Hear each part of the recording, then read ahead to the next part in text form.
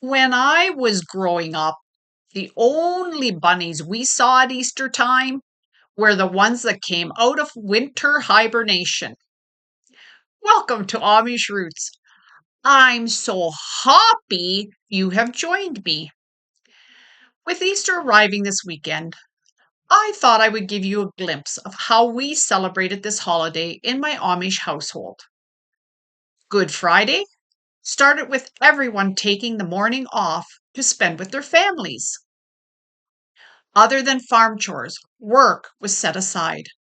I'm not sure how each individual family proceeded with the day, but our family began our day by fasting. No food or water for the duration of the morning. Dad would then have intermittent prayers throughout the morning, with everyone participating. In between prayers, we were allowed to read. Of course, our parents hoped we chose the scriptures as our reading source. But for me, it was the adventures in storybooks. Or we could play quiet games. Some of us would begin food preparations for our noon meal. After fasting for the morning, we always made a big meal with lots of fixings.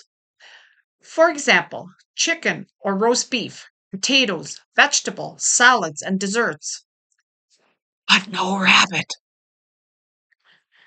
After the noon meal, we had one more family prayer and then resumed our Friday as a normal day. For us, this meant doing yard work or spring cleaning. Because we took Good Friday as a holiday, there were many hands at home to help with the work. Other Amish families often used the afternoon to go visiting. The Saturday of the Easter weekend was just a normal day: barn work, cooking, and baking, etc.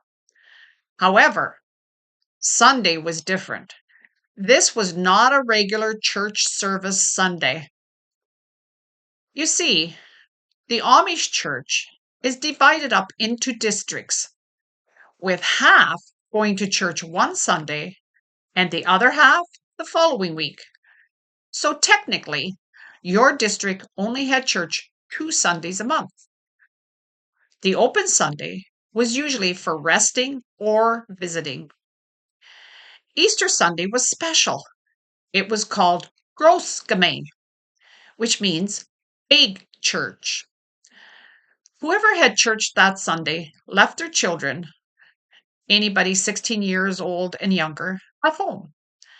They were looked after by older siblings or sent to relatives from a district that did not have church. The reason for this is because Easter church was in session all day from 9 a.m. until 3 or 4 p.m., depending on how long winded the preachers were. There were 2 ministers to handle the service. The message for the day was from the stories of the Bible, from Genesis to Revelations, the beginning to end. If you needed a washroom or snack break, you left the service quietly and returned when you were ready. Included in the service was a time of communion and foot washing in remembrance of Jesus, who did the same with his disciples. It was definitely a long church. And I wish I could say it was meaningful and special for me. But it really wasn't. I always got too distracted and was a daydreamer. Because they spoke in Deutsch, I had trouble understanding the sermon. And if you have ever sat on a backless bench for an hour, you will sympathize with my sore back and cushy having to do it for 5. I always felt sorry for the skinny people because at least I had cushioning. Ach, die Liebe! For the districts that did not have church on Easter Sunday, they took their turn the following week. This ritual was also repeated in the fall, around Thanksgiving time. Easter with the Amish when I was young was considered a time of reflection and remembrance. There were no Easter egg hunts, chocolates, or talk of bunnies.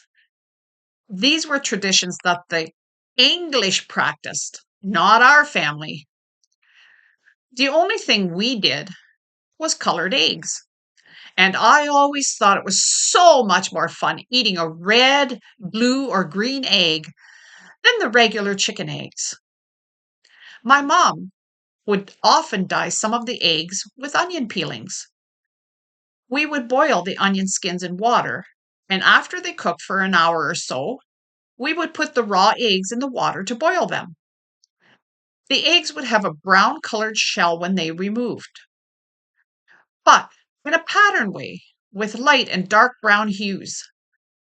The best part was when you cracked it open when some of the brown had seeped through the shell and colored the white of the egg. We only made these eggs at Easter, so they were special to us. I like to eat my Easter eggs with a slice of bread that had fresh maple syrup and peanut butter on it. Our onion colored Easter eggs also had a unique taste, which was flavored from the onion skins. Mm. Die Eier were sehr gut, which translates from Pennsylvania Dutch. The eggs were very good. Some of the traditions have changed over the years. I hear now that some families have adopted the practice of giving candy to their children.